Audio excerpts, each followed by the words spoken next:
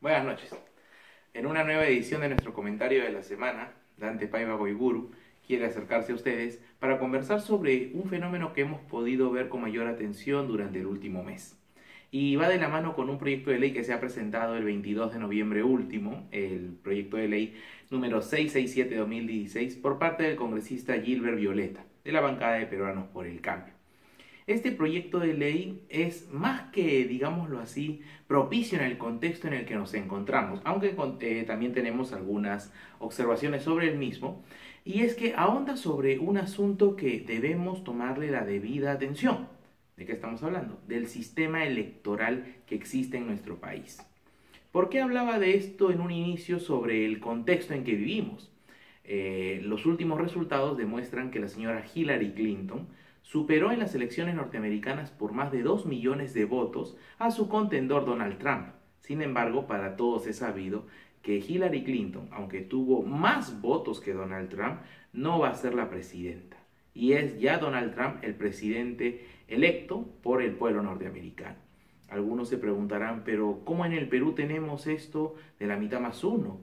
¿No tienen los norteamericanos segunda vuelta, como en el Perú? Esas preguntas bien podemos responderlas con una determinación en el siguiente sentido. Los países son libres de determinar el método de elección que consideren. Entonces, en algunos países pueden declarar que se ganan las elecciones con más del 30% de votos, nada más, no con la mitad más uno. En otro país podría establecerse que solo el partido que domina la escena política elija al gobernante y no el sufragio directo de los ciudadanos. Y algunos se preguntarán, ¿dónde radica eso? Para eso existe un documento llamado la Constitución Política. Los países de Occidente principalmente cuentan con este instrumento que se establece como la norma fundamental. ¿Y quién se encarga de hacer la Constitución? La misma ciudadanía. ¿Mediante qué? Organizada en lo que se conocen como asambleas o congresos constituyentes, que en el Perú hemos tenido en prácticamente una docena de ocasiones. Ahora bien, ¿en qué ahonda el proyecto del congresista Violeta? Básicamente propone una reforma a la Constitución, basada en 4 ejes que son bastante interesantes. El primer eje, que el Congreso se renueve a la mitad del mandato. Segundo punto, que los peruanos en el exterior tengan representación en el Congreso. Tercer punto, que la forma de elegir a los congresistas se modifique hacia distritos uninominales. Y cuarto punto, la existencia de un voto alternativo. Rápidamente, ¿en qué consisten estos 4 ejes de la reforma presentada por el congresista? En primer lugar, con relación a la renovación del Congreso por mitades, a la mitad del periodo justamente, nos dice, ¿no? El periodo congresal es de 5 años, pero a los 2 años y medio, la mitad del Congreso sería cambiado por nuevos congresistas. ¿Qué significa? ¿Tenemos que volver a votar a los 2 años y medio? Sí. ¿Pero por qué? Si ir a sufragar es un martirio para muchos. Demanda gastos, tiempo, complicaciones y mil y un peros. Bueno, vivimos en un sistema democrático y la democracia implica responsabilidad, participación de los ciudadanos. Son ellos los únicos responsables de quienes ponen al frente de sus instituciones. Entonces, si vamos a ver la democracia como una carga, pues tal vez no nos merecemos la democracia.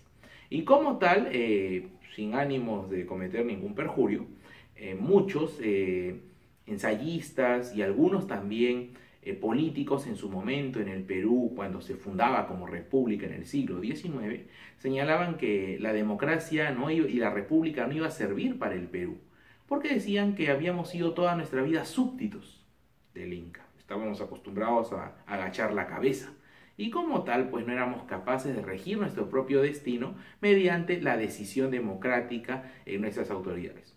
Parece que esas ideas no son del todo incorrectas en algunos casos, pues hay personas que prefieren dejar todo a un solo gobierno fuerte antes de tomarse la molestia de participar activamente en la política, al menos con el sufragio. Tengamos mucho cuidado con esto. No veamos solo como la posibilidad o la molestia de estar yendo a cada rato a votar. No, sino una importante forma de controlar a nuestras autoridades. porque al renovarse por mitades el Parlamento, podíamos ratificar la confianza en una mayoría parlamentaria que trabaja, o por el contrario, castigar un trabajo parlamentario muy deficiente. Y eso no es algo nuevo. En la historia del Perú, en gran parte del siglo XIX, existió la renovación periódica del Parlamento. Es decir, los congresistas no se quedaban los 5 años, sino que al tercio, a la mitad del mandato, un tercio era reemplazado por otros congresistas, diputados, senadores. Sobre el segundo punto de la agenda, es casi unánime la opinión, y hay otros proyectos de ley que hablan sobre crear una representación de peruanos en el extranjero dentro del Parlamento. Es interesante que no es solo una propuesta o una realidad en el Perú que se pretende hacer concretar. Ya otros países, como en Italia y Francia, existe una representación en el Parlamento para los compatriotas fuera de su país. Entonces, lo que estaría haciendo el Perú, y considerando los millones de peruanos que están fuera de nuestras fronteras, es tal vez nivelarse y ponerse al día. Llama la atención y saludamos al congresista Violeta en el sentido de que él señala que no hay que crear más escaños. Los congresistas seguirán siendo 130, pero ahora habrán reservadas 2 plazas para la representación de peruanos en el exterior, los cuales tendrían que trabajar, obviamente, por sus electores. El otro punto, el tercer eje sobre su reforma, aborda sobre la manera en que elegimos a nuestros congresistas. Se está aplicando el distrito electoral múltiple sobre la base de la cantidad de población y la proporcionalidad en el Parlamento. Así, Lima prácticamente domina con 36 parlamentarios dentro del Congreso. El Callao, donde somos naturales y vivimos, son 4 congresistas, y otro departamento, según la cantidad de población, pues tiene un poco más, un poco menos, siendo el que tiene un solo representante, Madre de Dios.